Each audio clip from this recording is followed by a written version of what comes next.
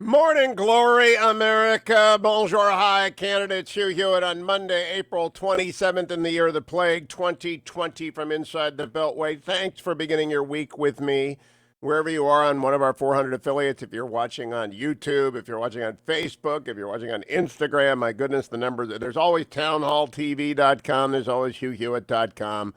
We're everywhere. Millions of you tuning in.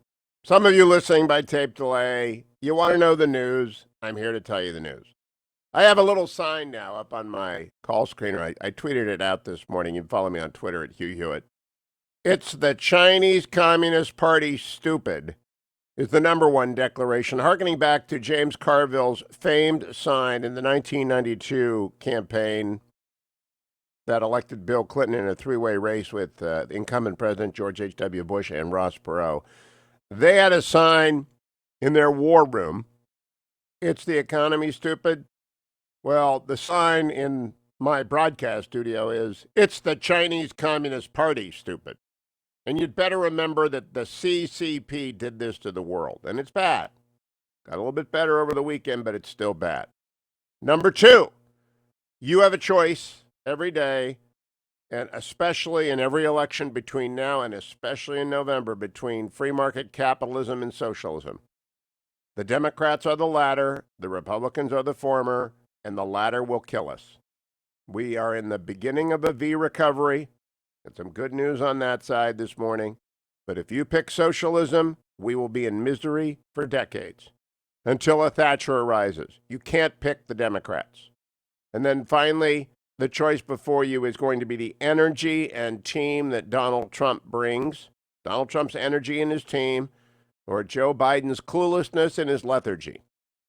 I don't think it's a close choice. I know that the national news media hates Donald Trump, and every time you turn on anything that isn't Fox News Channel at night, they're banging away at the president. Don't believe him. Don't go for that nonsense. Trust Trump's energy and his team to get us out of this fix. That is, I remind you, the Chinese Communist Party's fault. Let me run through some headlines before I get you a little audio. First, stocks jump as some coronavirus lockdowns ease. That's the headline in the Wall Street Journal this morning. Global stocks rose Monday as investors anticipated new rounds of stimulus and more countries took steps to reopen their economies. European markets climbed in early trading as national governments, including Italy and Spain, signaled that they could loosen restrictions in the coming weeks. The pan-continental stocks Europe 600 climbed 1.8%. Japan's stock index ended the day up 2.7%. We are starting to see slightly constructive behaviors by investors on expectations that the stimulus is going to be enough to generate a recovery, said Dwight Evans, head of macro strategy for Asia Pacific at State Street Global Markets in Hong Kong. The thinking is that if the data is worse than expected, don't worry, because the central banks will come to support you. Meanwhile, also in the journal, U.S. debates how quickly it can reopen. Some U.S. states took steps towards reopening from lockdowns spurred by new coronavirus as officials debate how quickly to remove restrictions. Salons, retailers, other businesses in several states are set to reopen over the weekend. According to the World 2, officials have begun to remove restrictions in Italy and Spain. That's all very, very good news. The moves in the U.S. come as the rate of growth in infections in some parts of the country appeared to slow. Now, look, this is still very, very bad. In the United States, there are almost 1 million diagnosed cases. Who knows how many millions undiagnosed? We don't know the denominator yet. There have been 55,417 official deaths. Worldwide, there are 3 million official cases, but it's much higher because China lies. The Communist Chinese Party lies. And Iran lies, and other totalitarians lie. And 207,000 official deaths. But Dr. Birx, making the rounds yesterday, said social distancing is going to last for months. I agree. It's just not going to be imposed from the top. People are just going to keep their space. I went, by the way, on a meal run for friends in Virginia on Saturday. Drove past my favorite Italian restaurant, picked up 5 lasagna dinners, and went like Santa Claus with lasagna to friends and family in the region, dropping off lasagnas. And that's what people need to do. And they're ready to go. I mean, they're just so ready to go. They got their takeout ready to go. So many American restaurants have adapted. And pretty soon, when they reopen, they'll do every third booth or every third table. Great restaurant. Not going to tell you, don't want to ruin it, wouldn't be prudent. Meanwhile, around the world, prisoners are being released by the hundreds of thousands. I think this is a good idea for nonviolent prisoners. I do not believe we ought to have, for example, a tax cheat in prison one more day. Not one more day. Why? Because they're at higher risk in prison. Put an ankle bracelet on them, send them home, tell them they're under house arrest. If they can go someplace safe. I don't think we ought to have any nonviolent offender in jail. Now, I defined a violent offender as a fentanyl drug dealer, by the way. I've always said that because they're dealing death. But if they're not a threat to the public, that's what they're doing around the world, because you shouldn't go to prison and get a death sentence. If COVID's in the prisons like the nursing homes are the real problem here. What I can't find about our 55,000 deaths is an age distribution and location. I think we're going to find that more than half of that is nursing home. That's not the fault of the nursing home. It's the fault of the frailty of the patients. It's the fault of the Chinese Communist Party. Let's be clear. And the most ominous story, I always give you the bad news as well as the good news, is that the Washington Post this weekend had a story: young and middle-aged people barely sick with COVID-19 are dying of strokes. All sorts of strokes in the young and middle-aged, not just at Mount Sinai Hospital, where the story began with an anecdote, but also many other hospitals and communities hit hard by the novel coronavirus are the latest twist in our evolving understanding of the disease as it causes. The numbers of those affected are small, but nonetheless remarkable because they challenge how doctors understand the virus. Even as it infected nearly 2.8 million people worldwide, this was a Saturday story, and killed about 195,000 as of Friday, its biological mechanisms continue to elude top scientific minds. Once thought to be a pathogen that primarily attacks the lungs, turns out to be a much more formidable foe, impacting nearly every major organ system in the body. Now, that doesn't mean attacking to the point of death, just means it's a tricky disease. It's going to require a breakthrough. Now, Dr. Birx was just so terrific on everywhere she went yesterday. Last week the vice president said this should be behind us on Memorial Day. And my buddy Chuck Todd asked her what that meant. This is what she said, cut number 6. I think he means that in the models and in tracking our actual data, because previously we were using models based on data from around the world, and now we're very much tracking every single outbreak in the United States separately. And if you look at those outbreaks over time, and you look at places like Louisiana, if you look at Houston, if you look at Detroit, and you look at how they reach their peak and come down and what those cases look like as they come down, it gives us great hope when you project out Boston and Chicago and certainly the New York Metro, which we're all very still focused on. I mean, they still have 45% or so of the entire cases in the United States, and the majority, about 40 to 50% of the mortality. So we continue to watch this very closely, but that's where the projections take us. And it's very much based on Detroit, Louisiana, and other groups. And then looking at Seattle, that never really reached a peak and has never really had a large outbreak, and trying to understand what we can do as a people to ensure social distancing will be with us through the summer to really ensure that we protect one another as we. And that's okay. I mean, people are going to be practicing social distancing for a long time, because why not mitigate? Why do you have a fence around a swimming pool? So that toddlers don't fall in. Why do you put a mask on so you don't infect someone else? Almost every day. I took the weekend off because of my relief factor had to kick in. I'll be going out right after the show today. Going to call the president today, I think, and see if he'll call me back. I want to know why he meets with Joe Biden's advance team every day. I really do. The White House press corps, I mean, there's some pros like Steve Holland, but mostly it's the Joe Biden advance team in the White House, and I would like to know why he meets with them, because I don't get it. But I'm going to call him today, see if he calls me back. Meanwhile, America, hang in there. He usually does call me back. Hang in there. I'll be right back on the Hugh Hewitt Show.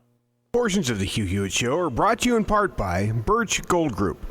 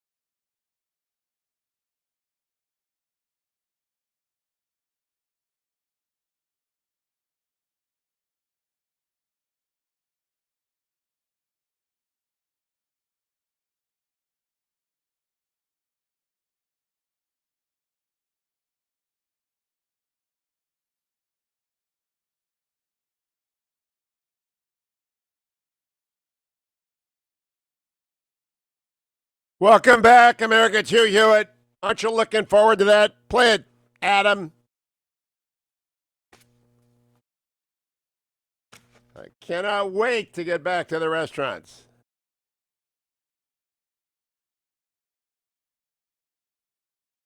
Cannot wait. Welcome back. It's Hugh Hewitt. Look, I think there's good news coming all around the world. Let's check the markets, brought to you by Birch Gold Group. You can find out all about them at hughgold.com. You can text my name, HUGH, to 474747 with a $24 trillion deficit. Debt. And it's going to go through the roof. We're going to have to do a few more trillion. And that's happening all around the world. It is no surprise to me that gold this morning is at $1,734 an ounce. It's the ultimate hedge, right? So if you have a retirement account and you've made some money, you own Amazon or you own bonds, I would encourage you to diversify and do some precious metals investing, whether you want to own gold in your hand. You can text my name, Hugh, 474747, or if you want to move part of your IRA, 401k into a physical metals-backed Birch Gold Group depository, you can do that too.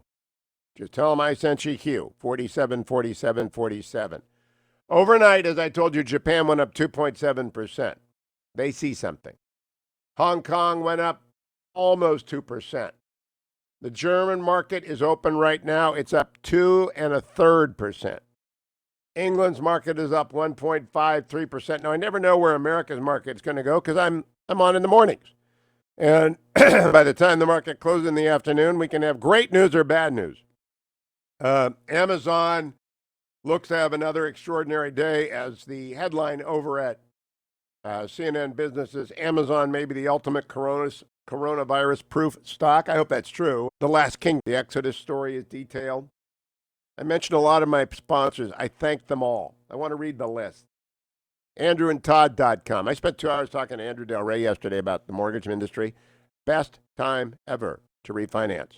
They are flooded and they're back in they might lock you today. They might lock you for 45 days from now. It depends on your situation. But AndrewandTodd.com, Andrew Del Rey, Todd Avakian doing box office business because people need to get money financed.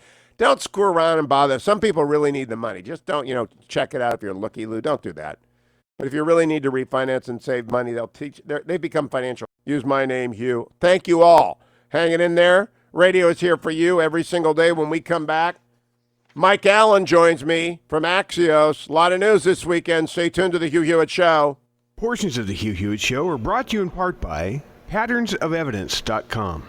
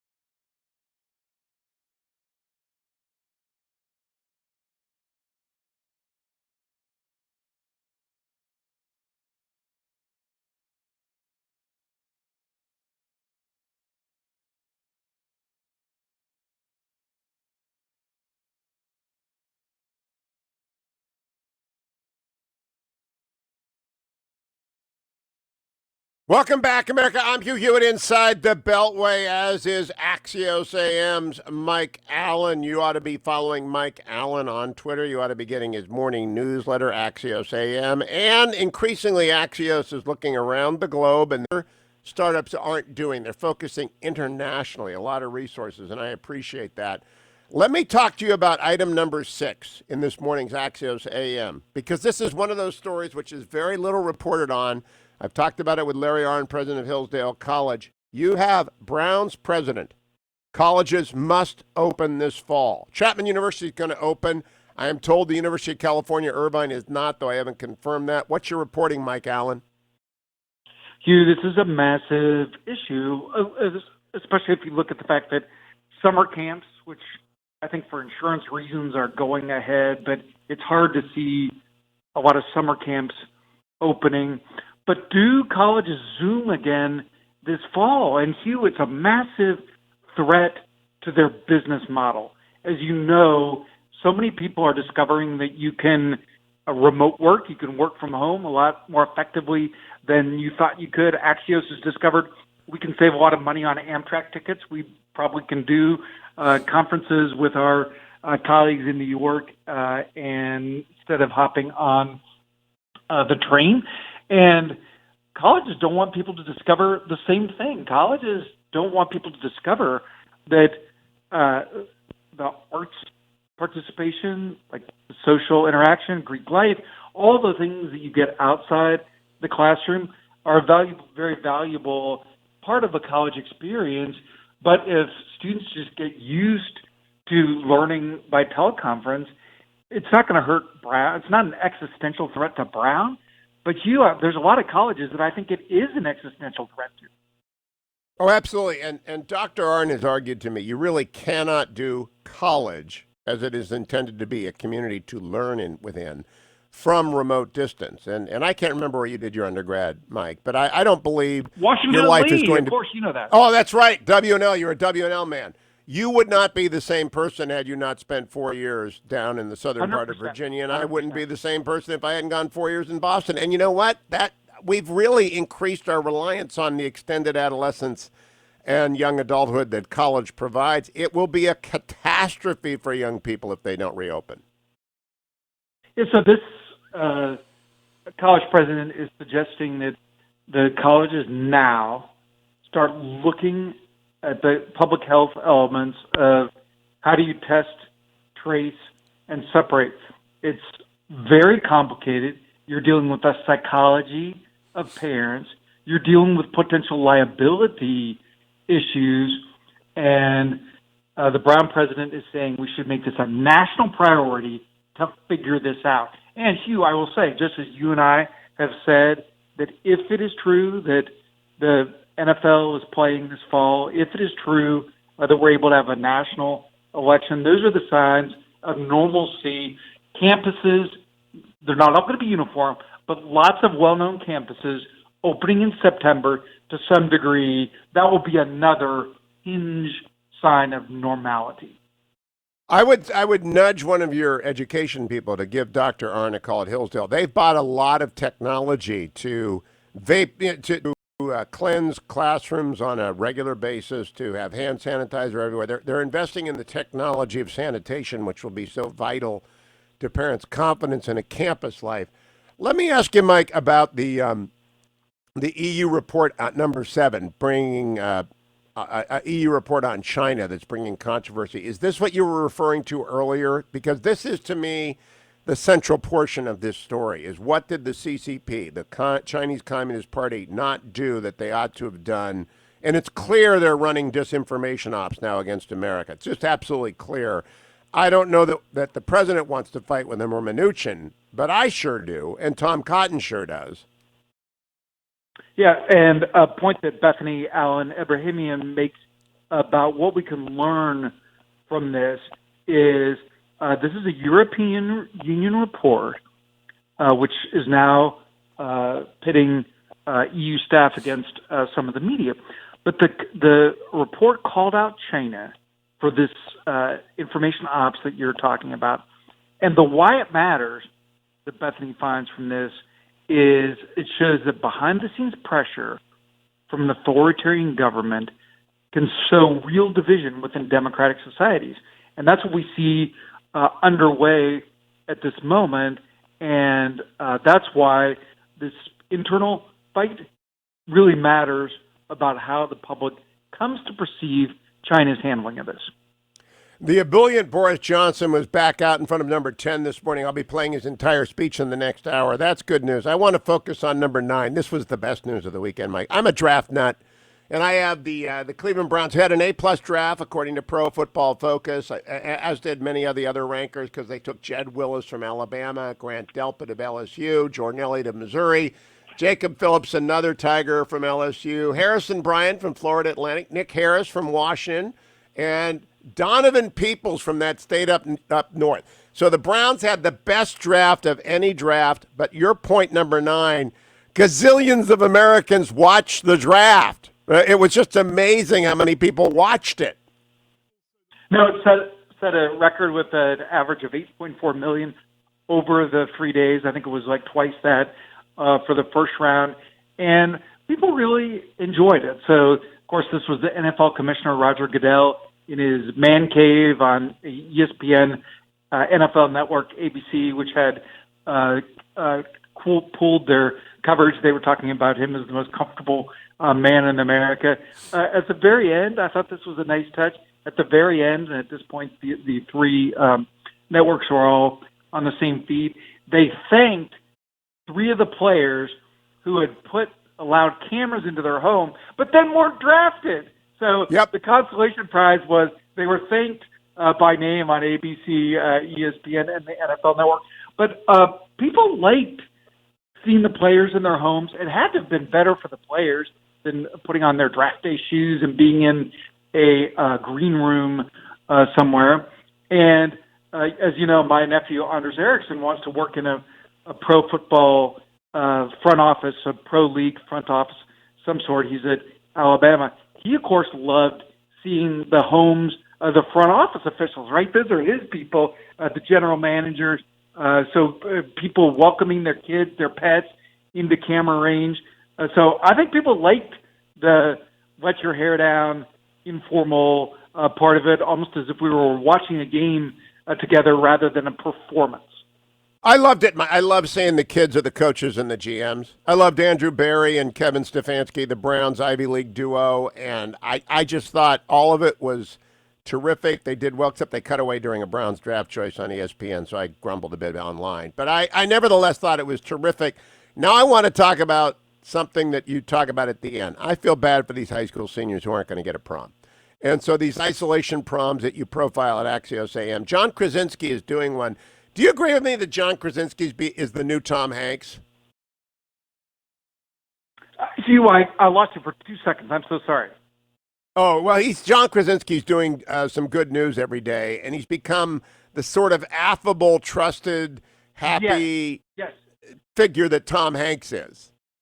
No, we need it. Hugh, there's a certain blindness to the drumbeat of bad news. And so, like at Axios, we're trying to find a balance where we never sugarcoat anything, but you try to mix it just as life itself is mixed. So at the end of Axios AM, we always have one smile to go. Today, that's virtual proms, where people are getting dressed up, but some not. So some people didn't have their prom wear before stores shut down. So in Louisiana, they had one prom that was called Royal Tea, T-E-E, and so you could come either fancy or you could come not. And it's just like we saw the Metropolitan Opera, which did a virtual event yesterday, and there was at least one of the musicians who was in a tux top and blue jean bottom. That's it. It was a great mix. I love Krasinski doing this stuff. The star Jack Ryan is the new Tom Hanks, and I like the fact that Axios is making sure that people get the good with the sober. Mike Allen, always a pleasure, my friend. A good week to you. Follow him at Mike Allen. Mike Allen on Twitter, and follow me, my friends, too. It's that time of the day. ReliefFactor.com. You know, it's I took yesterday off because it was raining and cold, so I didn't go walking, running, trundling, whatever you want to call it. I'm doing it today after the show. And I'm going to see my cruise right now. Down the hatch with my lukewarm coffee, and you know why? Because you've got to have 4 supplements a day. I carry in curcumin, resveratrol, and omega. Make you feel better, make you go farther, faster, whatever. I found it amusing that Coach Urban Meyer finds it amusing that I have lukewarm coffee. I guess at The Ohio State University, or now Fox Sports, they never have lukewarm coffee. The bigs get hot coffee brought to them by the interns. There are no interns here. There are no interns. It's just lukewarm coffee. But ReliefFactor.com is here, and I take it every day, and I want you to try it. $19.95 is the starter pack. You're probably adapted to your new routine by now, whatever it is. Hopefully, if you're getting that unemployment for 6 weeks or 8 weeks or 10 weeks, it will be over, and we'll have the V-shaped recovery, and you'll go back to work. In the meantime, don't waste the time. Get out there and walk every day. Had a note from a friend yesterday, did 18 miles over 2 days. That is far in excess of their norm, and it beats my best. My best is 16 miles over 2 days. And that just means you got your mask on, you're out walking in empty streets or moving from side to side, and you're being smart about it. That's great. The mask is to protect people coming at you, not to protect you from them. And if you see someone without a mask, you can shake your head a little bit. I don't get it. I really don't get it. I don't get people who don't take ReliefFactor.com either. But I'm here to tell you, you need it. Also here to tell you, HonorBoundCoffee.com. That's where you subscribe, and they send the coffee to you at home. And HonorBoundCoffee.com is very special because it's great coffee. 4 different blends, 4 different preps. It's terrific. You have lots of choices. Best coffee in America. The best thing about HonorBound Coffee is it tastes great, and every dollar of profit from HonorBoundCoffee.com goes to military families via a group like the Injured Marine Semper Fi Fund, the highest ranked charity for veterans in America.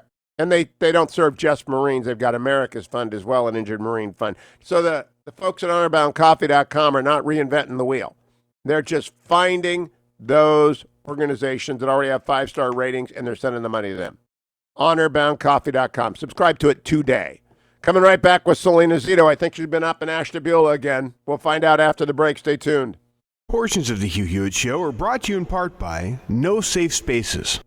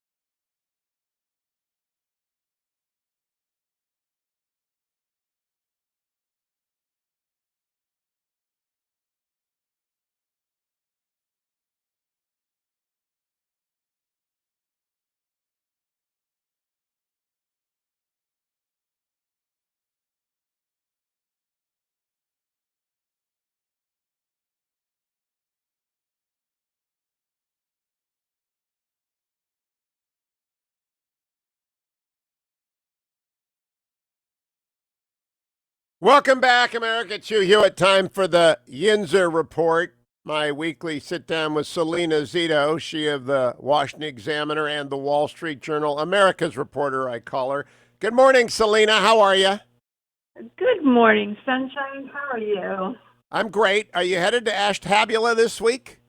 No, but I was at Ashtabula last week and taking a look at how the coronavirus restrictions are having an impact on the people in the recovery / addiction world.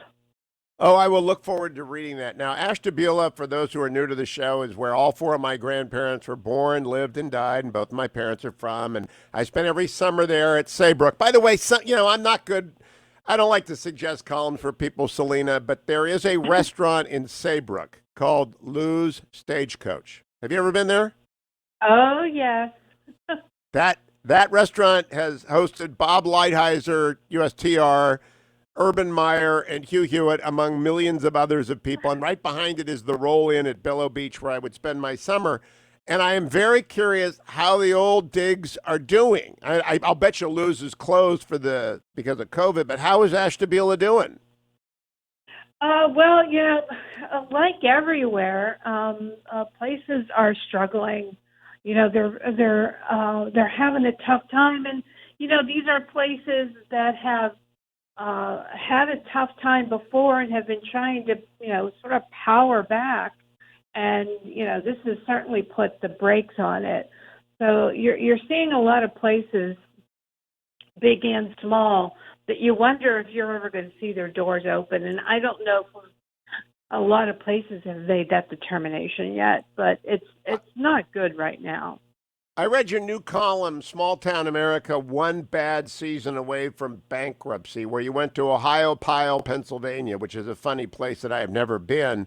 And it's true. Lou's Stagecoach Restaurant or Geneva on the Lake or Ohiopyle, they live year to year. I mean, that's what they do. Yeah, absolutely. And they have their, seasons. Retail shop places, their seasons are either Halloween or Christmas or a combination of both. For these restaurants, a lot of them, have their high seasons. A lot of that times is associated with the summertime. And, they make bank on 3 months, for to see if they're, to sort of pay for their whole year. And, yeah, I'm pretty sure Burton, Ohio is ruined for a year. Burton, Ohio is where they have the Maple Syrup Festival every year. And it's come and gone, right? I think the sap has already run on the maples. And so everyone that had a maple festival, and I mean from Vermont to Ohio, screwed. Oh, yeah. Yeah, there's Myersdale, Pennsylvania. It's known as the maple capital of the world, which, of course, that's not true. That's not true. It's Burton, Ohio, Salena. There you go again with your Pennsylvania stuff. I never heard of that place. Burton, Ohio is the maple capital of the world. Well, my point was, I'm sure there's about 3,200 little towns that call themselves that, right? Yeah, and that's their claim to fame. And these festivals are their lifeblood. They bring all kinds of money in that doesn't just help the town, but it helps things like the volunteer fire department, which typically will have a pancake breakfast that weekend, right? Yep. And there'll be people that pile in there, and that pays for all the things that they need, whether it's Salena, you just made me think of the Venerable Church Parish Festival and the carny operators who put them together. I wonder if, I used to go to the Mount Carmel Festival because that's where you could get in Niles, Ohio, get the best Italian food in America. Took my boys there once. They couldn't believe how great it was. Do you think those will all be canceled? Yeah, probably.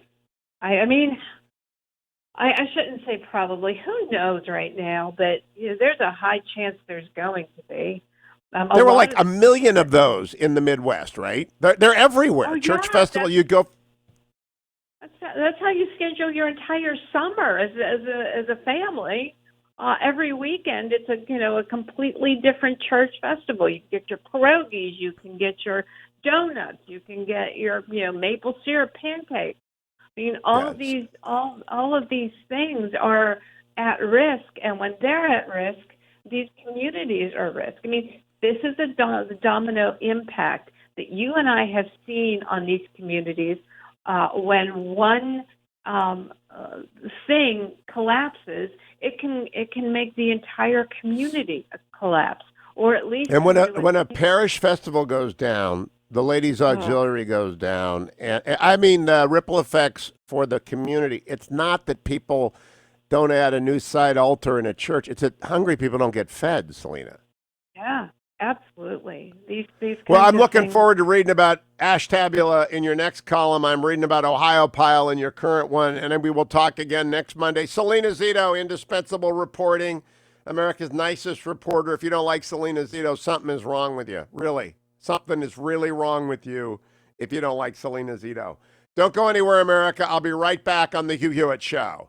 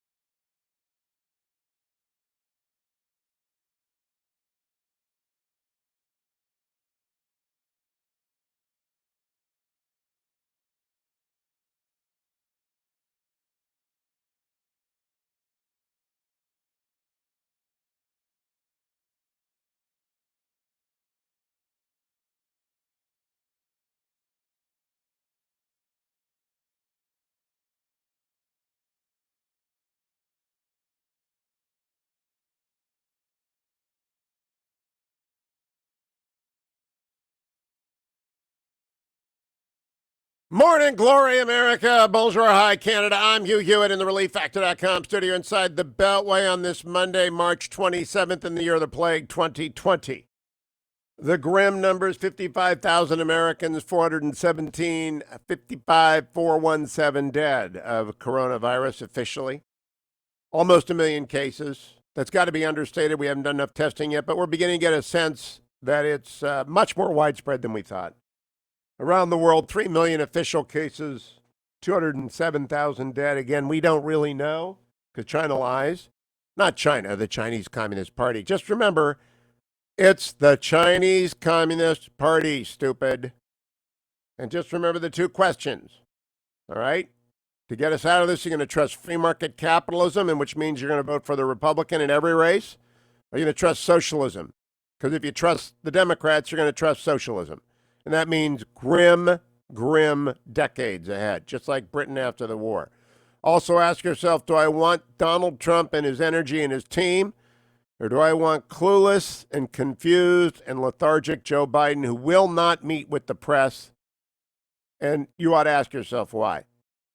Last hour I had Salena Zito on, the Yinzer report, and I talked about her latest Washington Examiner column. I didn't get to her New York Post column. I hadn't read it, but I want to read it to you now because I think it's important. It's so important. I read it during the break. Had a little surprise in it for me.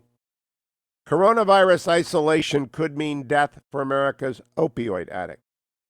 It begins from the Dateline, Washington County, Pennsylvania. It is 2 days before Brian McCarthy is supposed to celebrate a very important occasion in his life, 11 years of sobriety. This kind of moment is typically shared joyfully with friends and fellow members of the recovery community. Instead, McCarthy will be isolated, like most of us, writes Salena, away from the spread of the coronavirus, currently holed up in his suburban two-story home with his wife and 2 children in Peters Township. Half hour's drive from Pittsburgh, he says this type of isolation is his biggest fear. It is usually such a time of celebration and reflection. It's a really big deal because the clean time you achieve is so important. Heck, it has been as important, if not more important, than my birthday, he said. Ironically enough, I was supposed to be celebrating my anniversary in the pen, and I'm not even going to be able to do that this year, and it sucks, he told Salena Zito. If you want to know the truth, he says, on the monthly recovery group he leads at a Supermax state pen in nearby Greene County, it sucks. Once McCarthy used everything, writes Salena, including opioids, but his drug of choice, he said, was simple. More.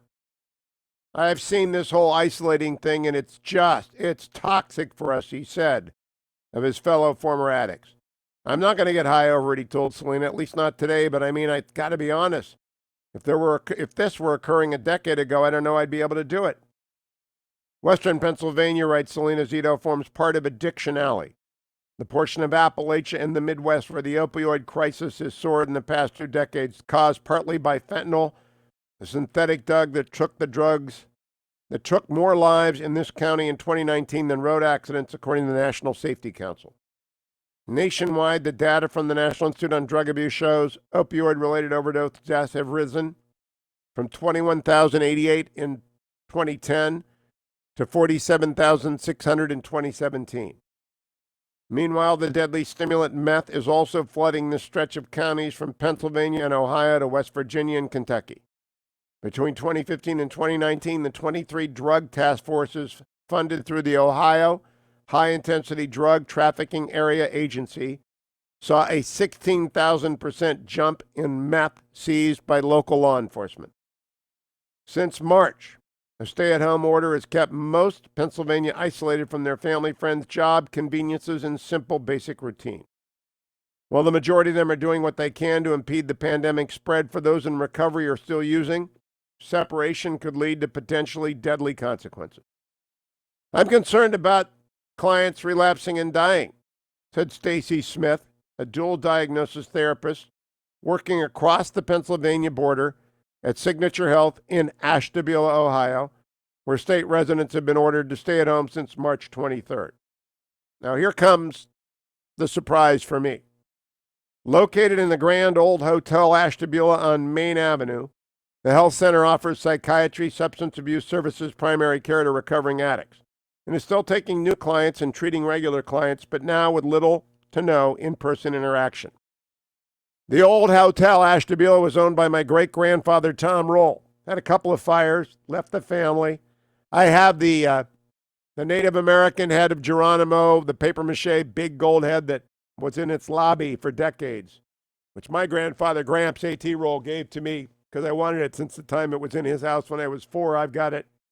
Fetching Mrs. Hewitt didn't care for it much, but I did not know that the Hotel Ashtabula had become a health center.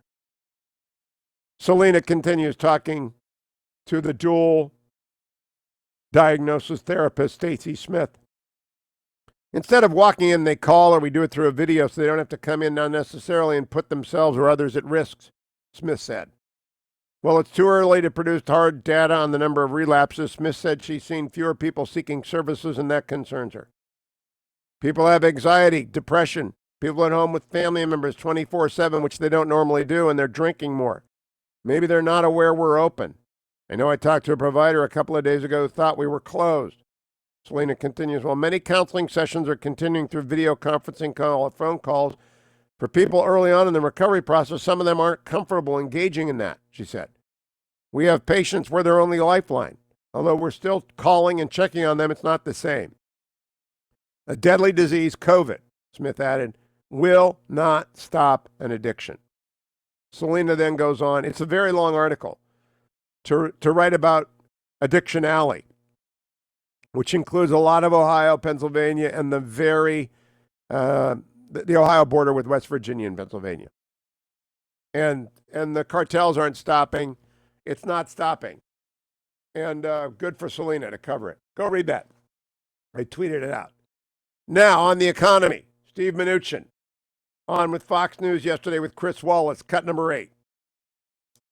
Well, Chris, I think as we begin to reopen the economy in May and June, you're going to see the economy really bounce back in July, August, September. And we are putting in an unprecedented amount of fiscal relief into the economy. You're seeing trillions of dollars that's making its way into the economy, and I think this is going to have a significant impact. But that quick bounce back that you talk about goes against the forecast of most experts. And take a look at these numbers, sir. The nonpartisan Congressional Budget Office now projects GDP will shrink by 5.6% total this year. Unemployment will end 2020, they project, close to 12%. And your former company, Goldman Sachs, says the global hit will be 4 times worse than the 2008 Great Recession. Question, are all those independent experts wrong?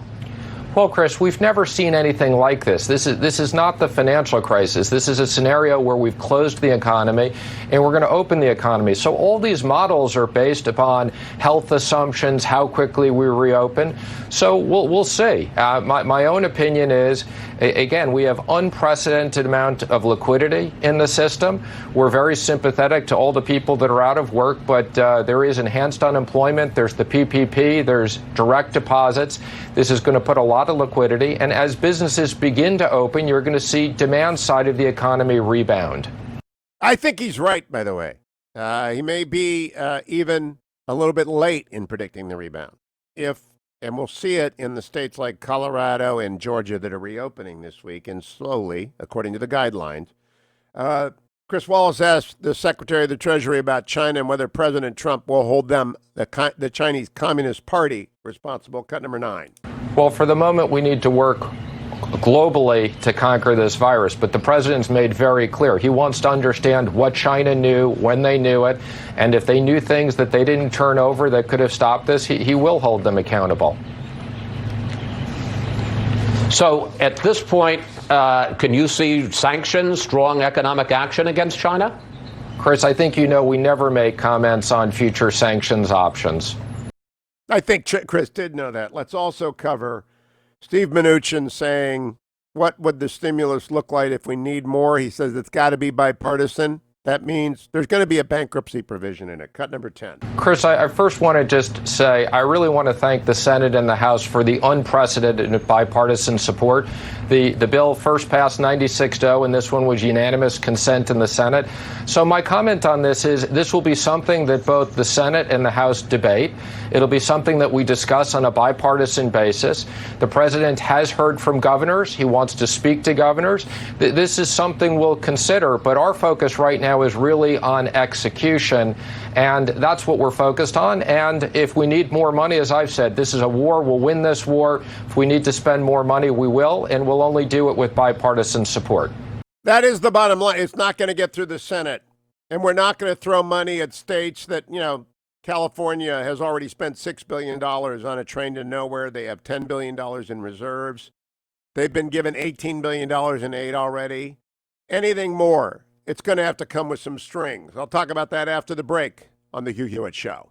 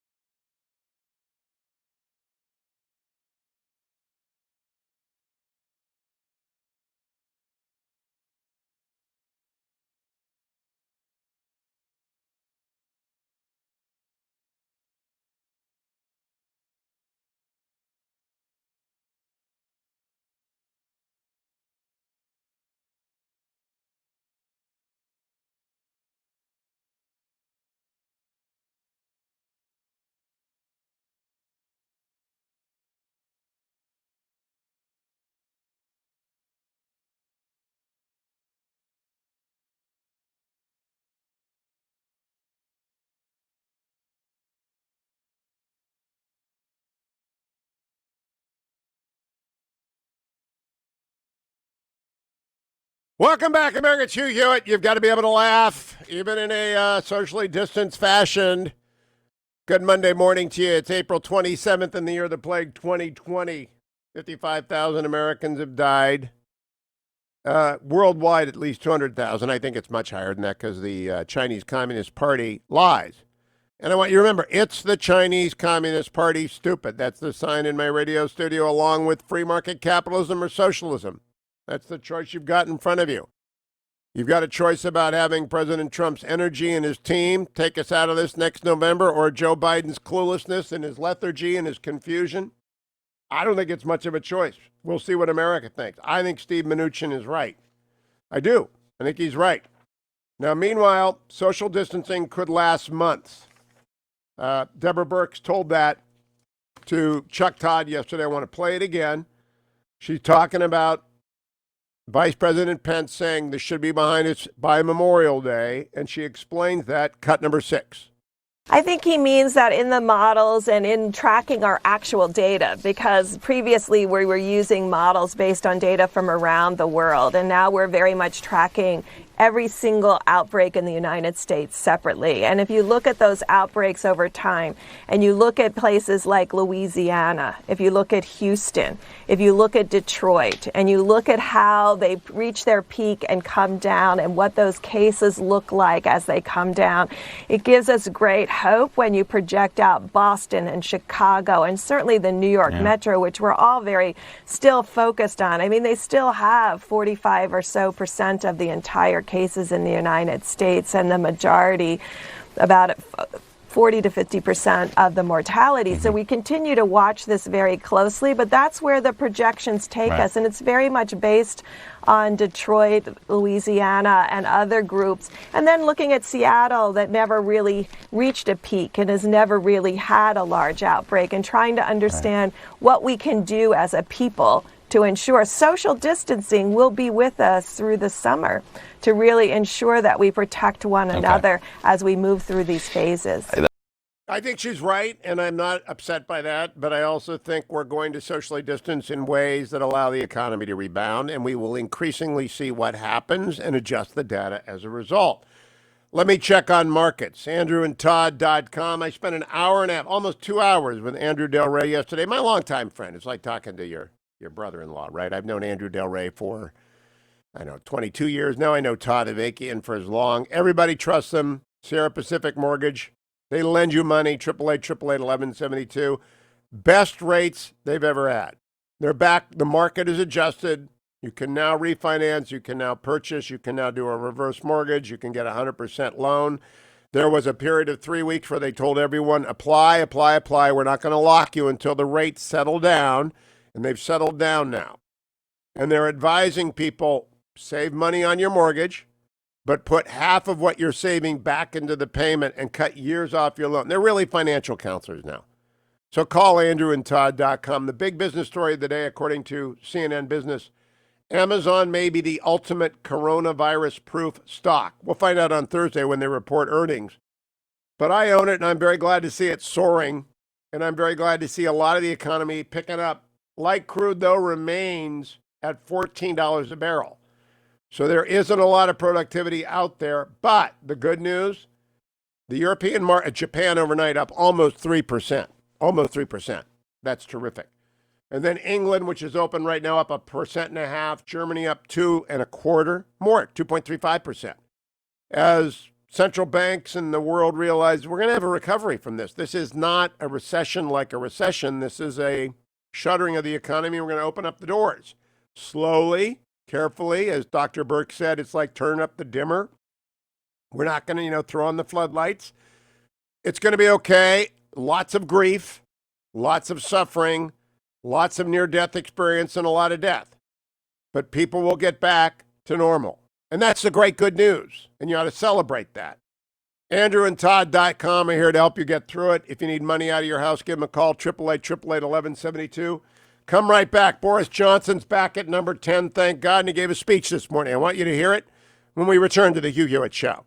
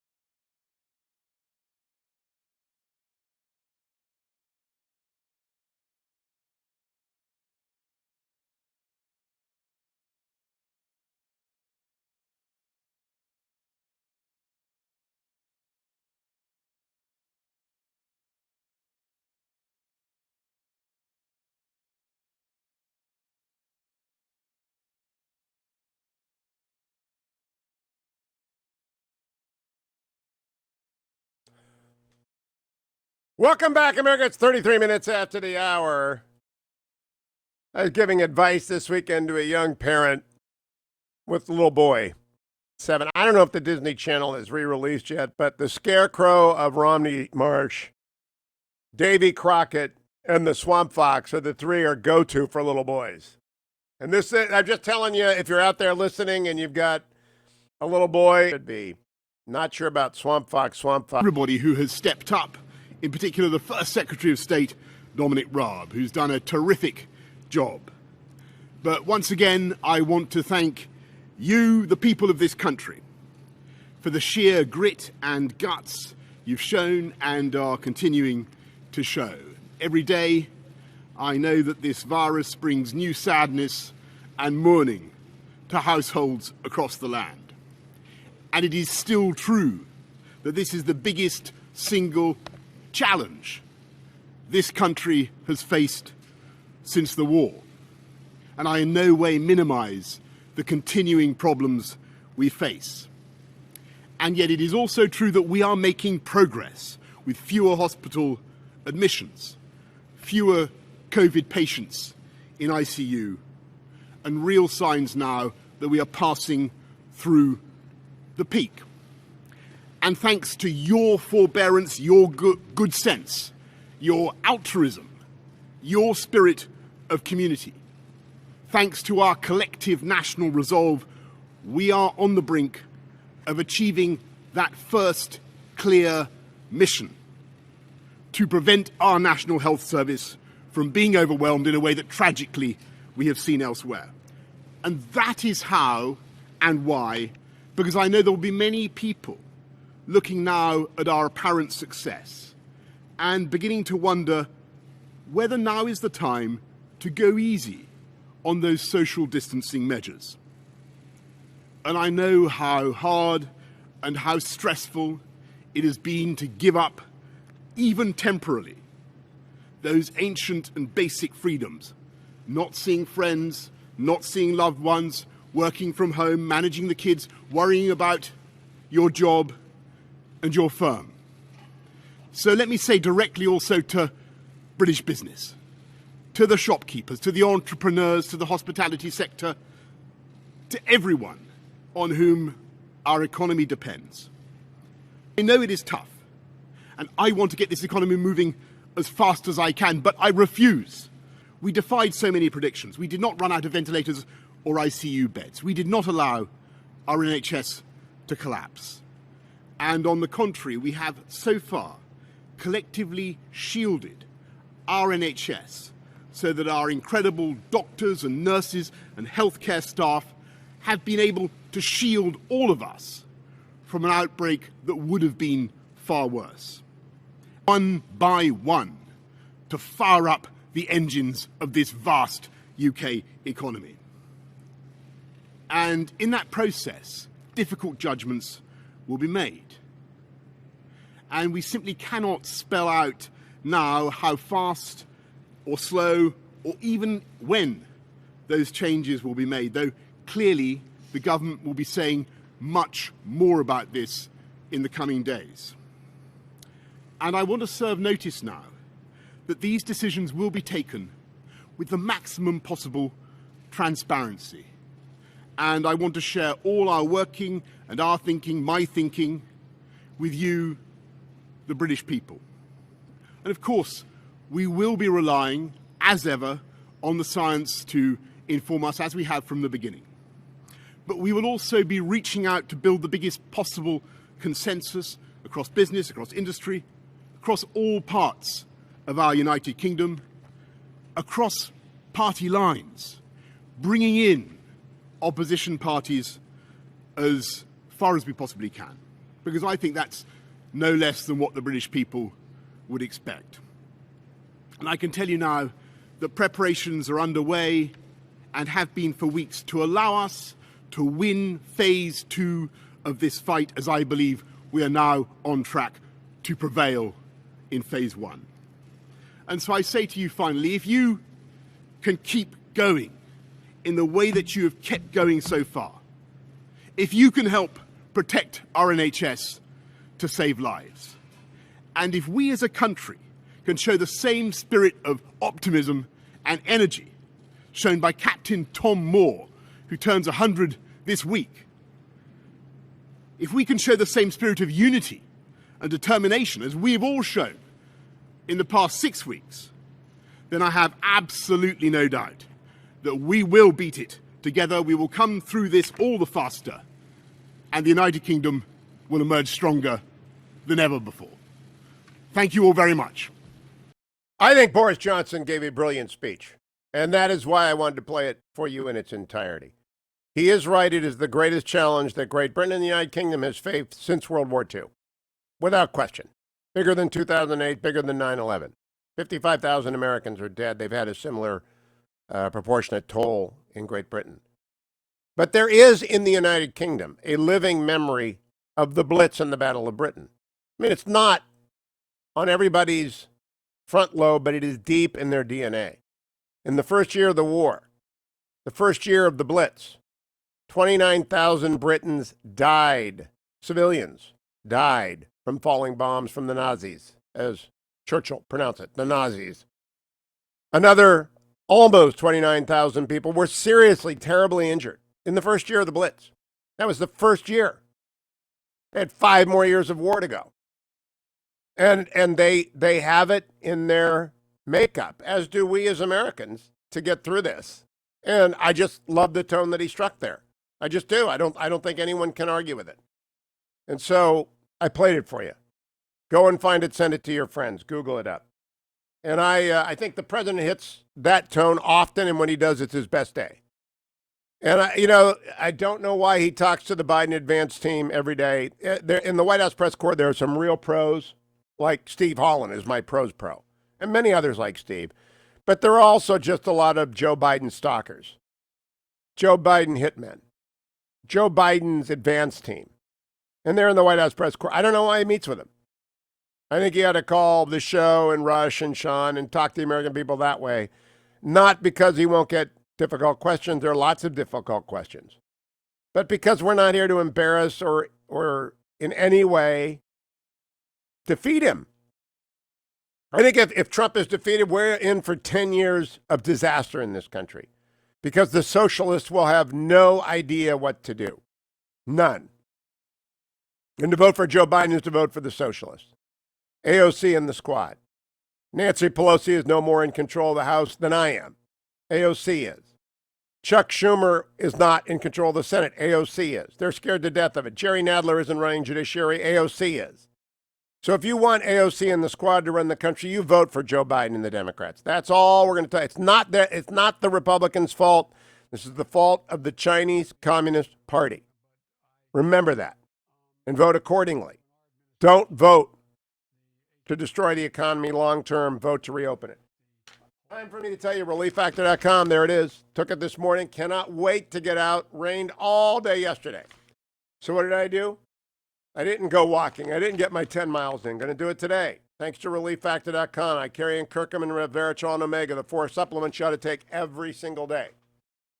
A lot of you like to use over-the-counters. I don't. I can't take NSAIDs. I take relieffactor.com. You should try it as well. $19.95 gets you started. You'll love it. You'll join tens of thousands of people take it every day. It's the only supplement I take. Take a vitamin as well. And then I want you to think about honorboundcoffee.com as well. Started by Seth and Pete Talbot, who began Relief Factor because they want to give back to the military families who protect this country every day. Whether or not mom or dad is deployed or husband or wife is deployed, military families have a support network that's really stretched during this period of time. So if you get your coffee from honorboundcoffee.com, you're supporting them, whether it's through the Injured Marine Semper Fi Fund, military YMCA, whatever it is. When they get profits, they send them out the door. The more people who subscribe, the more profits they get, the more support for military families. Honorboundcoffee.com. Coming right back. What do you think, America? 1-800-520-1234. How you feeling this Monday, April 27th? 1-800-520-1234. What'd you think of Boris?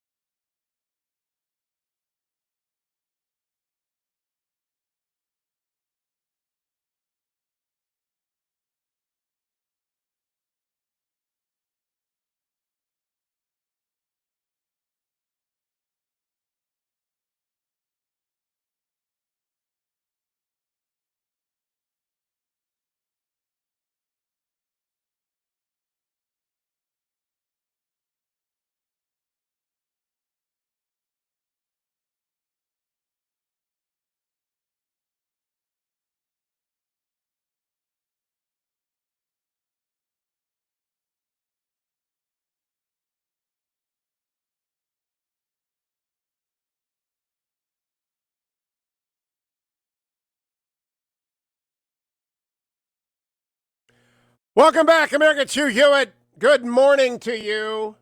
Cleveland Browns had the best draft because, well, they just did. And Ohio State is the best place to go to school if you want to be drafted early. Coach Urban Meyer, hats off to you. Those were your men. Even Joe, number one overall, was your guy. Pam in Sunbury in Delaware County, Ohio, listening on 98.9 The Answer. Good morning, Pam. How are you? Hi, Pam. I'm in my new home for the first Monday, just from a little different part of Columbus area to get closer to the grandchildren up in the Cleveland area. Well, that's not a bad drive. You can't go see them right now, but it's not a bad drive. Yeah, we're gonna make it happen this Saturday, though, sir. We're gonna make it happen with a socially distant visit. But I just got to tell you, grew up in Niles, Ohio, and ended up marrying a young man there that committed suicide, and then his sister just last week took a drug overdose and died. Oh, and I just appreciate you bringing up the topic, but I just wanted to say real quick that anybody that's using drugs, being alone is horrible, so they need to be with people, and they should never use alone. They should have Narcan. They should have fentanyl strips, just like I give my patients nitroglycerin in case they have chest pain. Drug addiction is a disease. It's a life-threatening disease, and it has to have the treatment. So I really appreciate you getting that shout out there.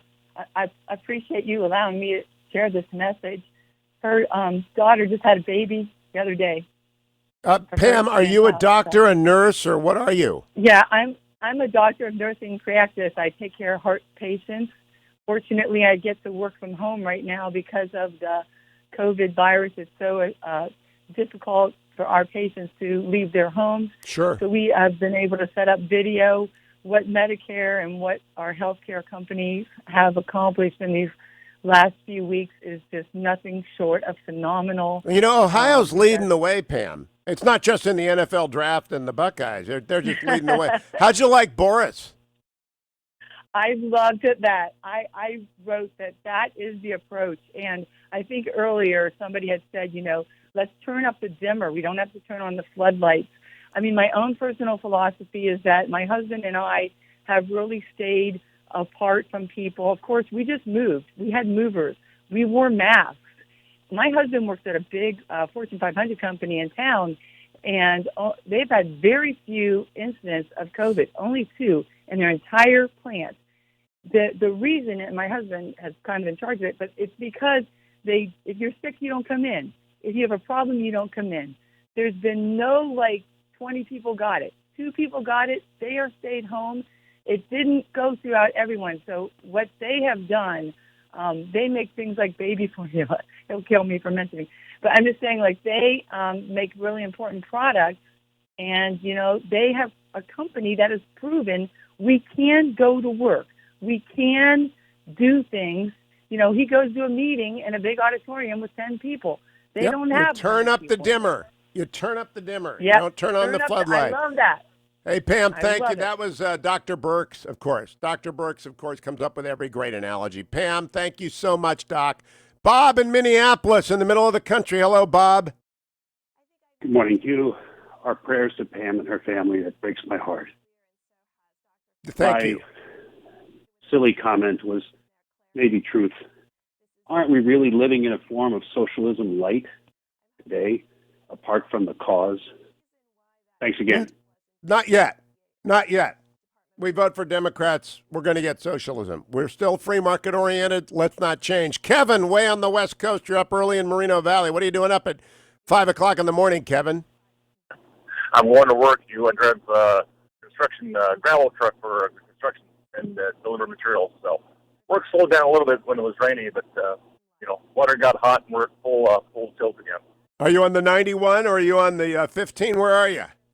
I'm at the 60 at the 60 westbound at 215 interchange here, headed towards Rialto. That's where our. I know exactly where you are. The 215 is a horrible road. Be safe. I hope you're not. I hope you're talking. Yeah, just be aware. There are a bunch of dummies out at this hour of the morning. Oh yeah. Everybody got their driver's license out of a Cracker Jack box. I mean, it's just the way they drive. But then we're busy. The family's busy. We're doing okay.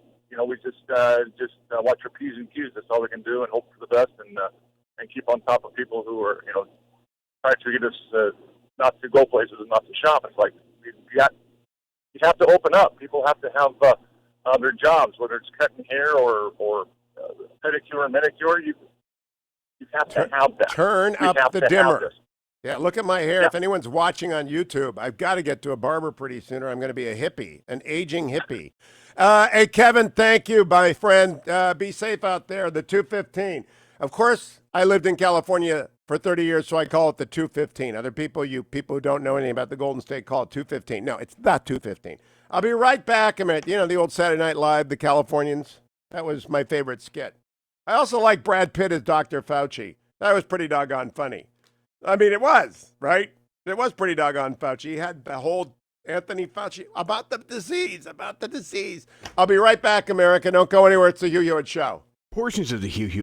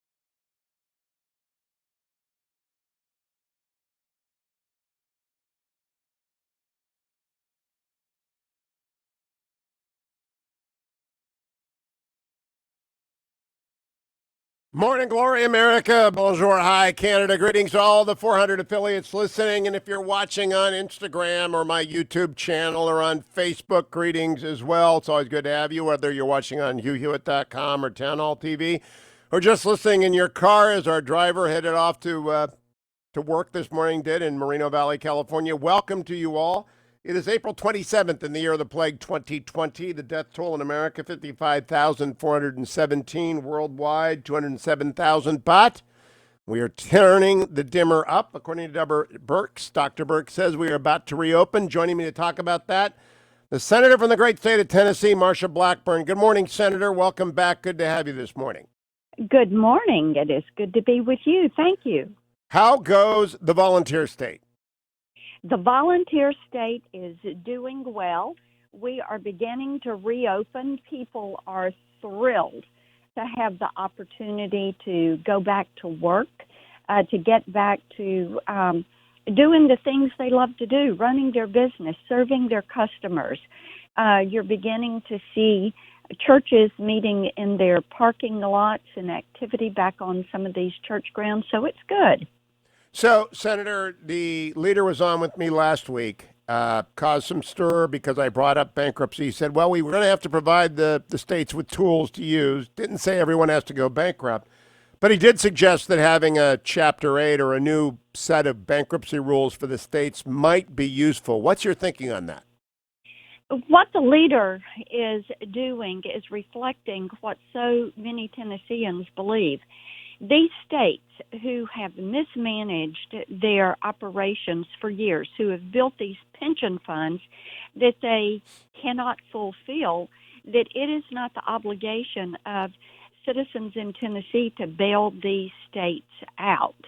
And there is a lot of this never let a crisis go to waste type mentality around some of this, where you hear some of the talk, well, money is fungible, so we can take coronavirus money and pay for these needs that are related to coronavirus, maybe shuffle off a lot of our health care needs into coronavirus law enforcement needs, and then use some of those dollars to fill in some of these other holes. We want to be accountable for how we want the states to be accountable for how this money is used. And Hugh, it is going to be important to guard the checkbook of the federal government in this regard. We have gone through this process of appropriating $2.2 trillion, then another $500 billion, and you look at this, these are enormous amounts of money. Now, because that money has been put in the pipeline, it doesn't mean that all of that money has to be used if it is not needed. And if it is not needed, it should be going back or never be sent from the Treasury. No, Senator, I am not adverse to helping states who have hit the financial wall. And some states have because they are income tax, capital gains tax, sales tax, gas tax dependent, and they had no cushion. California has also done things, and I lived in California for 30 years. I lived in Orange County. We went through a bankruptcy in Orange County because of fiscal malfeasance, but many places go through it. It's not the end of the world. You take a haircut, et cetera. But California spent $6 billion already on a train to nowhere from Bakersfield to Merced. I mean, it was just the nuttiest doggone thing. Tennessee never tried to build a train from Memphis to Nashville. Why should Tennessee pay for California? And they issued, I think, $10 billion in bonds. Why in the world would Tennessee pay for the California mismanagement of their public fisc?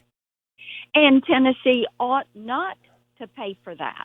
See, in Tennessee, we do not have a state income tax. I know. Oh, am I jealous? Yes. Year fight. And Tennesseans have said we want a smaller state government. We want the power closer to the people, not centralized in Nashville or centralized in Washington, D.C. And so our government operates on a frugal basis now. Because of that, we have a $1 billion rainy day fund.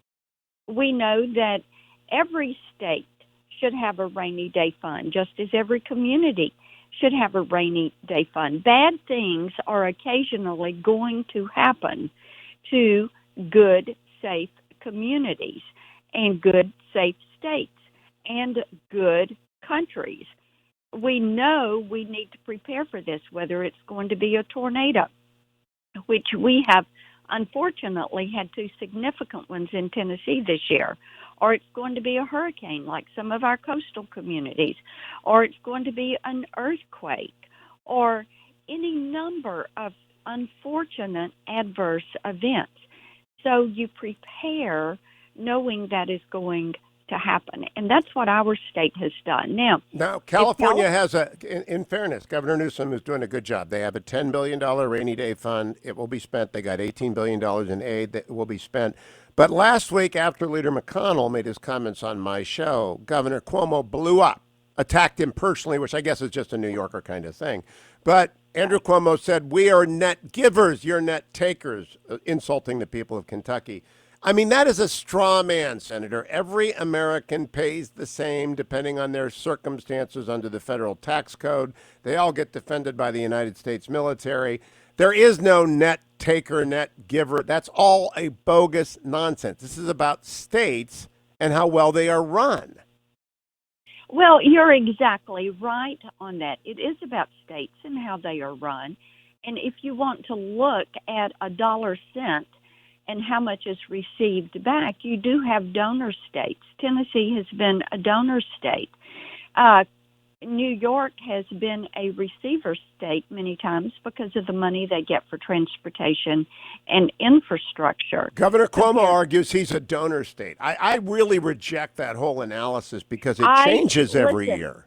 Yes, you're exactly right. So, you're correct. That is not an appropriate argument to make. It is about the management of the state and how the people of that state want to handle the financial structure of their state government. And we ought not to be bailing them out because they've made bad decisions and propping them up, giving them the thought that they can do this ever again. There are 2 indications, Senator, that I always look to. Public employees per 10,000 population. It's really high in New York. It's really low other places. And unfunded pension liabilities, which is a real canary in the mine of public mismanagement. Big question. There will be another demand for another bill. If it happens, I think it's got to include an option for states to use bankruptcy authorities to reorganize. It doesn't mean that you filch on pensions. It just means you adjust them. It doesn't mean that you screw bondholders. It just means they take a haircut. Do you think that's going to have to be part of any big bailout of states if one is forthcoming? I really don't know the answer. Congress would have to take an action if there was an allowance of bankruptcy authority, and I realize that. I do not know what the action will be. I do know that in the Senate, with many of my colleagues, there is not an appetite for bailing out states that have mismanaged their funds and have built these pensions that they cannot now properly fund because of the drawdown on those pensions. So I'm not sure what will be there. I do think with a Phase 4 bill, you are going to see the focus go to regulation and rules that have gotten in the way as we have gone through this. What are rules that were relaxed? What are regulations that were relaxed that ought not to be on the books? You can look at the FDA for vaccine trials and drug approvals, the antivirals and the vaccines for COVID-19, and the way they have expedited this process. Some of the testing protocols, they have expedited the process. When you look at some of the due diligence around the SBA 7A with the banks, and they're using existing due diligence instead of executing new due diligence, those are things that are the right discussion to have. Yes. What can we get off the books? How can we use tax incentives to help these employers who are having to put new protocols in place to clean their workplace. Those are all things we ought to be doing. Senator Marsha Blackburn, great conversation. Good to have you. We'll be following. This is going to be one of the most important bills passed in the last 40 or 50 years. I love the idea of embedding regulatory reform within it so that that which we've learned by expediting cures and vaccines can be made permanent within the FDA, the CDC, and other agencies. Don't go anywhere, America. Coming right back on the Monday morning edition of the Hugh Hewitt Show.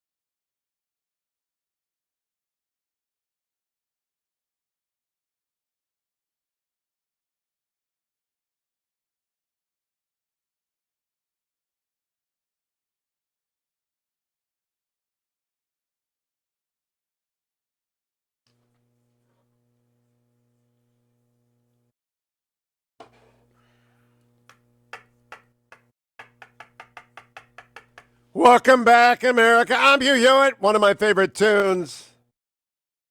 When I'm outside, it's going to be a beautiful day in Virginia. I'm going to spend some time. I'm going to put in at least 10 miles today. I got to tell you, the President of the United States has tweeted. Okay.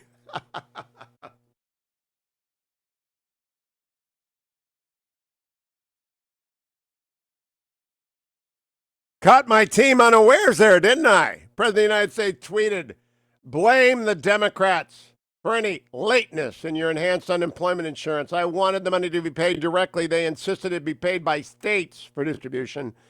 I told them this would happen, especially with many states which have old computers. Now, look, what the president meant is a lot of the old, I know what he means. Everybody knows what he means. States are screwed up on the software side. Some of them are screwed up on the hardware side. They're not built for this. So they're screwed up. And they're getting the checks out late. He's absolutely right. Look, I have told you already. I have on my computer, my call screener, one question, one declaration, two questions. It's the Chinese Communist Party, stupid. Number one, remember that. Number two, do you prefer free market capitalism or socialism? Because that's the choice on the ballot everywhere this fall. If you vote for a Democrat, you're voting for socialism. And it's not going to work. It never worked. It has never worked. If you vote for President Trump, I don't know if Joe Biden's going to be the nominee. I really don't. Let's check the pre-market report, the market report, the economic news of the day, brought to you by andrewandtodd.com. I never know how the American market's going to do because it's too early in the day, right? Things change in the course of the day, but boy, andrewandtodd.com. I talked to Andrew Del Rey yesterday on Sunday for an hour and a half. Wanted to get deep into how's the mortgage market doing? Because it went through this chaotic period in mid-March where Andrew and Todd were telling all their customers, go to andrewandtodd.com, fill out all the loans, tell us what you need, don't lock. Rates are crazy. Well, yesterday tells me rates are back at their very lowest, their very best rate as they were before the disaster hit because markets have figured it out. And they're refinancing, they're saving people money. If you need to get money out of your house, if you want to buy a house, andrewandtodd.com. There was Sierra Pacific Mortgage. Call them at 888-888-1172. 888-888-1172. They are open for business. They are doing great business. Overseas is where I look. And boy, the news is good this morning. Japan overnight, they're already closed, up almost 3%, 2.71%. England and Germany having box office days. England at more than 1.5 up. Germany closing in on 3% up. The lead story of the morning is that Amazon may be coronavirus proof. I hope that's true because I own Amazon, but they report on Thursday. We'll find out. The big run in that stock. Front page of the Wall Street Journal. All right, looking at my big story. Stocks jump as some coronavirus lockdowns ease. America is going back to work. Carefully, slowly, but it's going back to work. And that is great news. Coming up after the break, Congressman Steve Scalise, the House Whip, who along with Leader McCarthy has been calling out every day how mismanaged the House has been under Speaker Pelosi. And you got to give it back to Kevin and Steve in November. You cannot trust the recovery to this band. You know, the Jerry Nadlers and the Adam Schiffs and the Nancy Pelosi's, the Jim Clyburn, you cannot let them run this recovery. It will be screwed up forever. Thus far, Mitch McConnell's kept a firm hand on the rudder, but we need McCarthy and Scalise running things in the House. We really do. You got to vote Republican or we'll never get out of this jam. Stay tuned, America. Steve Scalise is next on The Hugh Hewitt Show.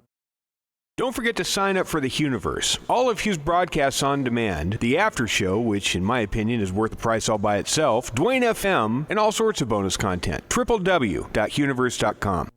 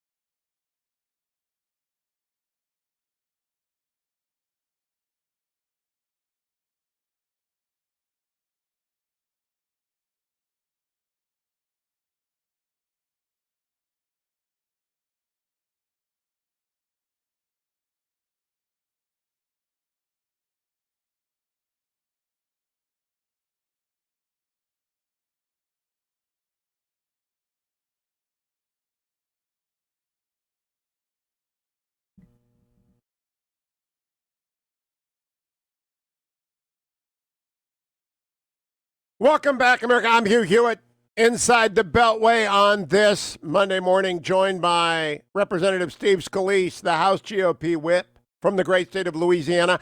I believe that Representative Scalise has to be a Cleveland Browns fan now because in addition to OBJ and Jarvis Landry, the Browns added Grant Delpit and Jacob Phillips, both Cajuns, both Tigers. And I assume, Congressman Scalise, you are now a Browns fan? We're also talking, the president's talking on down about having hospitals do elective surgeries again, which, by the way, that's something that's critical to people's public health.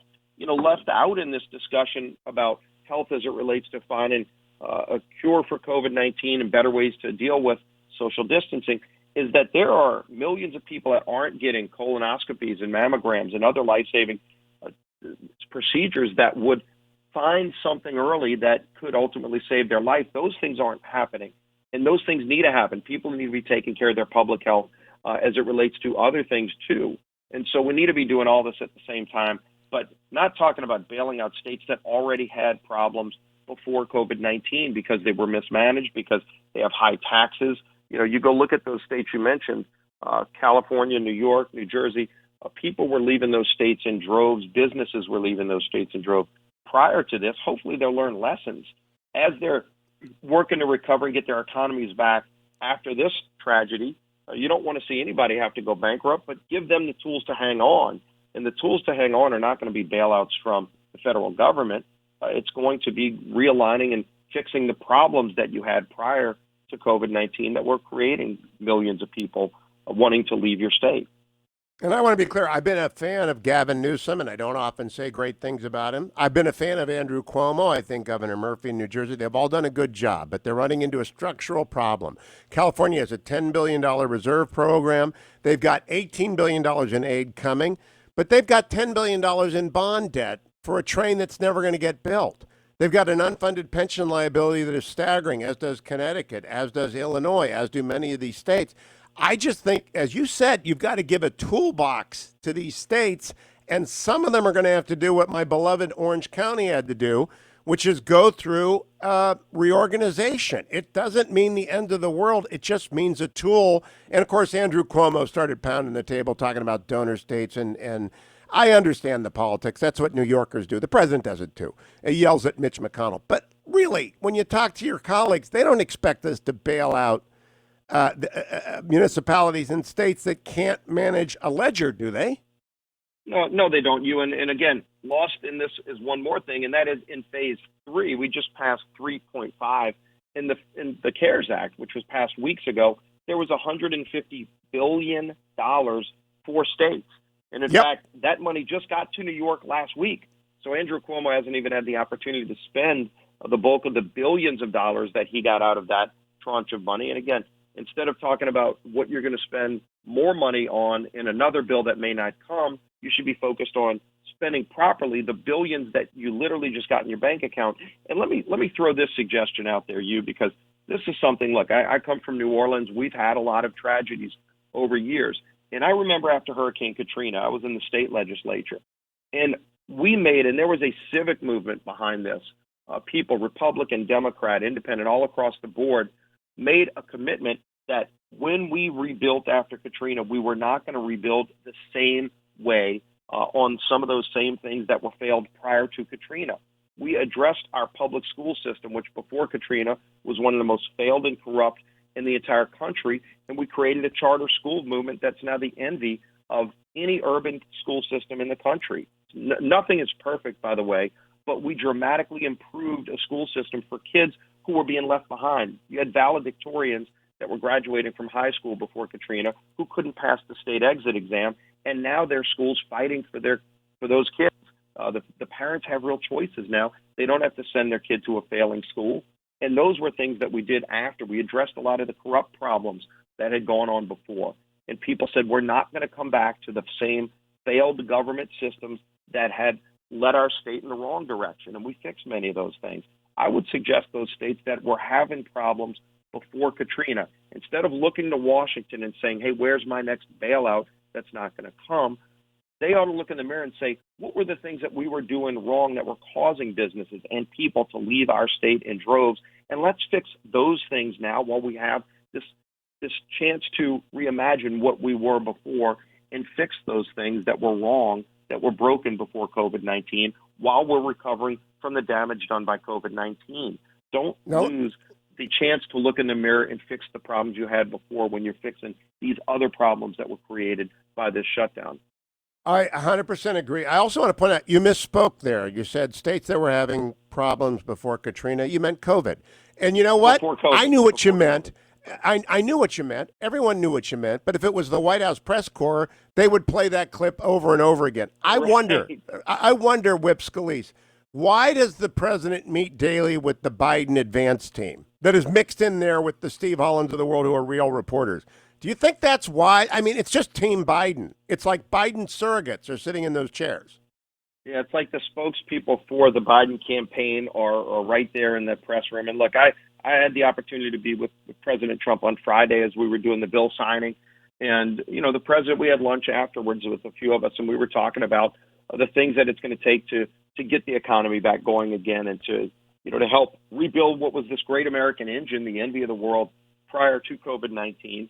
And the president's sole focus is on trying to make sure that families can recover from this, that all these small businesses that were doing so well prior to this shut-in period can come out of it again. You don't want to see people left behind in this, and the president's been focused on making sure that these trillions of dollars that have been spent are going to work for those families and for those businesses and getting those hospitals back up and in rural areas all across America, the ag community, the energy sector, all of that. And that's what his focus is. His energy is incredibly high, even though every day he's dealing with incredible pressure. He's focused on delivering more results for those American families. Interesting you mentioned that. I have a new sign on my call screen, GOP whip Steve Scalise. It's got one declaration and two questions. It's the Chinese Communist Party stupid, which is about a James Carville in 1992. And then the two questions, free market capitalism or socialism. And I think they vote for McCarthy, Scalise, and the GOP in the fall if they want to go with free markets. And then Trump's energy and team or Biden's cluelessness and lethargy. Isn't that it in a nutshell? Aren't those the choices and the problems that we face? It is, and I think it's going to be in that order. Look, holding China accountable is critical, and the Chinese Communist Party did this. I was in a meeting in the White House months ago when the president's team was focused on the Wuhan virus coming out of China when China wouldn't let our doctors in. The doctors in China, by the way, wanted America's help. CDC, the president, wanted to help, and the Chinese Communist Party said, no, you can't come in. So we couldn't find out. We were deprived weeks and weeks critically. The whole world was deprived those weeks where we could have found out more about this disease and stopped the spread throughout the world. The president did everything he could, saying we're going to not let lights come in from China. He was criticized by a lot of those leftists, by the way. But look, we're in the White House on Friday for a bill signing for a bill of over $400 billion that President Trump called on weeks ago. Speaker Pelosi held it up, and we all saw the game she tried to play to hold that relief up to those small businesses. And President Trump kept pushing on and saying, let's get this done. So we're at the bill signing. And what is the press asking about you? Are they asking about how many businesses are going to help from this or how are families going to come through this? No, they're asking about all these unrelated things and, just their narrative on everything. So the president's keeping his focus, even though the press is trying to do everything they can to salvage Joe Biden's campaign. But my gosh, look at this.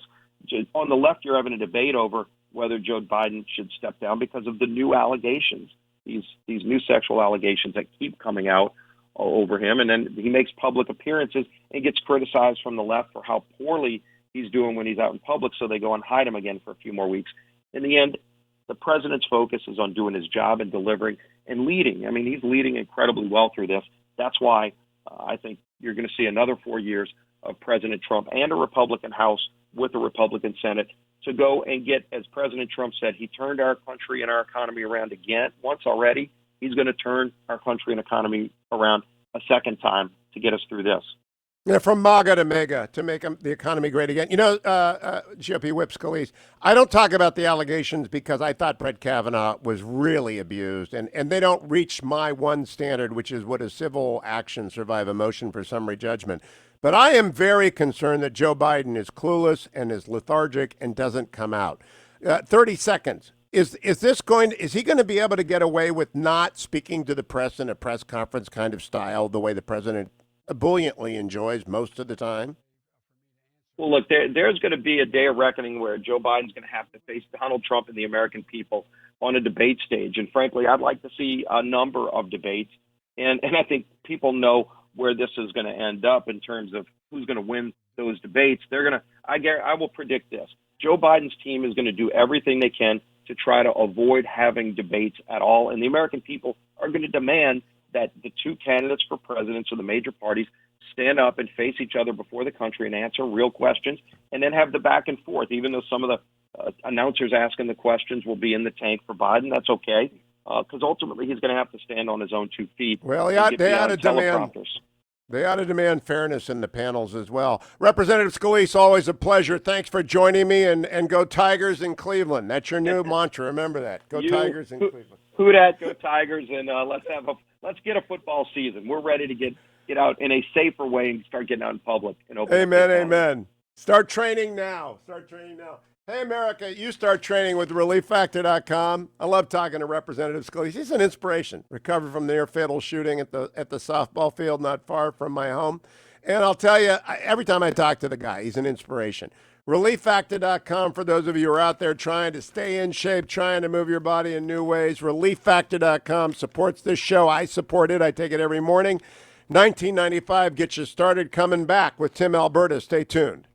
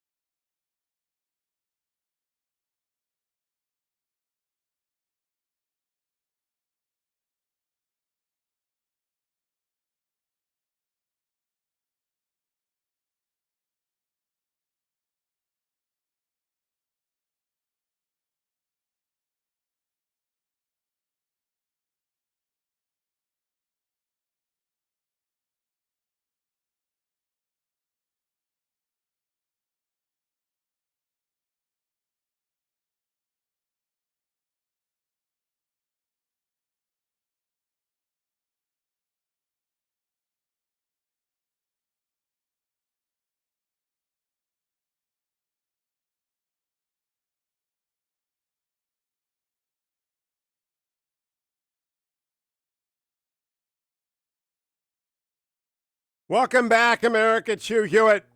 There's a time for politics, and there's a time for draft talk. Tim Alberta is a Detroit Lions fan, which is a sad fate. But they went big with the Buckeyes this weekend, and they're good for that. And they picked up a Georgia running back like Nick Chubb, only this one's named Swift. Tim, you've got to be happy with this Lions draft. You just have to be happy with it. Hugh, I am as sour and as skeptical of this front office as they come, but I am genuinely enthused and impressed. I have very little to nitpick with. I am very, very happy. And look, good draft does not guarantee results on the field. Potential often is unmet, but yes, I am extremely happy. I still would have loved to trade down a few picks to get Okuda because I just don't believe in the value of taking a corner in today's NFL in the top 3. Other than that, I'm very happy. Yeah, and I tell you, with Nick Chubb, what he has shown me, running back you is Georgia. And when he came off the board, as we talked about on Twitter, I said, Tim Alberta is going to be happy with this. It's back to the days of Barry Sanders, maybe. Well, here's the thing. We spent a second-round pick on Kerryon Johnson out of Auburn a couple of years ago, and he really flashed his rookie year, and we thought, finally, for the first time in 2 decades, we might have a real running back. But he's just been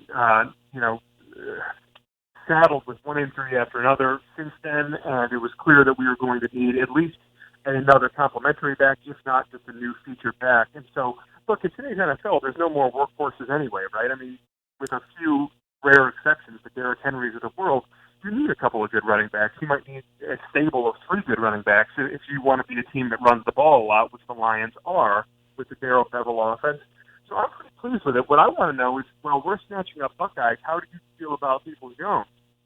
Well, hey, it's okay. He should have been a Buckeye. If he'd come down and let Urban Meyer coach him, he would have been an all-star. But he's a big boy. He's going to be a terrific receiver. He's going to be an all-star, I think, in Cleveland on the punt return special teams.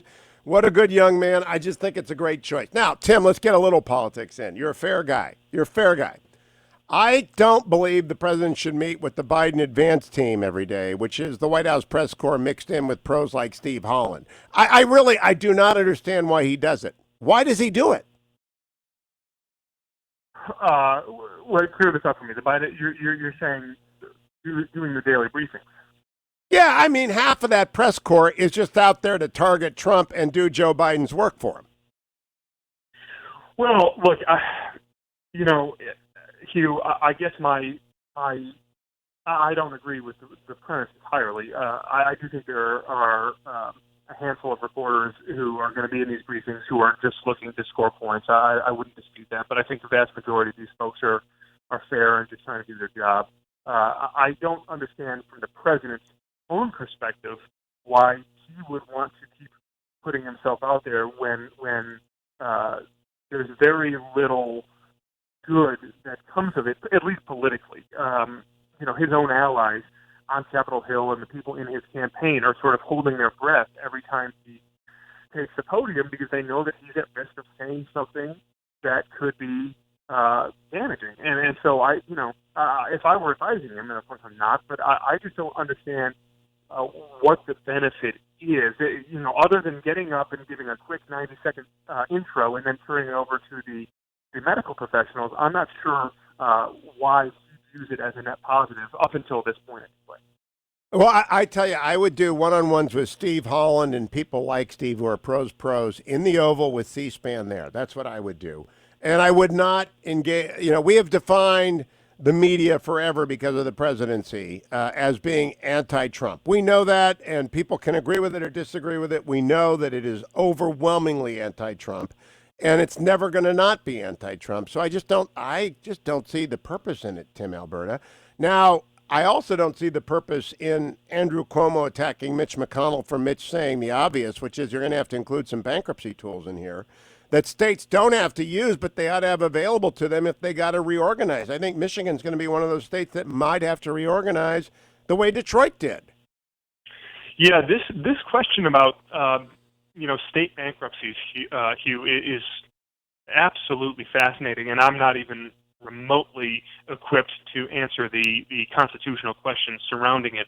But, you referenced Detroit's bankruptcy, which was the largest municipal bankruptcy in the nation's history. And you do hear some talk. You will hear some smart people say that actually it's a valid idea for states to undergo a similar process, and yes, the Supreme Court would allow it. I have no idea whether or not that's true, but I've been reading up on it just in the last couple of days. It is a very, very interesting point, especially for some of these states that haven't handled their books very well. Yeah, when you look at George Mason University Law School, there are a couple of very smart people about this who I've been talking to. Orange County went through one, Detroit went through one. I hope, Tim Alberta, you'll write about it, because it's not a death knell. It's a toolbox, and it's constitutional if it's not obligatory. It's constitutional if it's tied to relief funds. Tim Alberta, always a pleasure. Glad you're happy with the Lions. Follow him at Twitter at Tim Alberta. I'll be back tomorrow, America. Thank you, Adam and Ben. Thank you, Generalissimo. Got Tom Cotton, got Rick Scott. I got a lot coming up. All the news you need, the analysis you must have. All of it coming at you on the next Hugh Hewitt Show. Don't forget, it's the Chinese Communist Party, stupid. I'll be back tomorrow on the next Hugh Hewitt Show.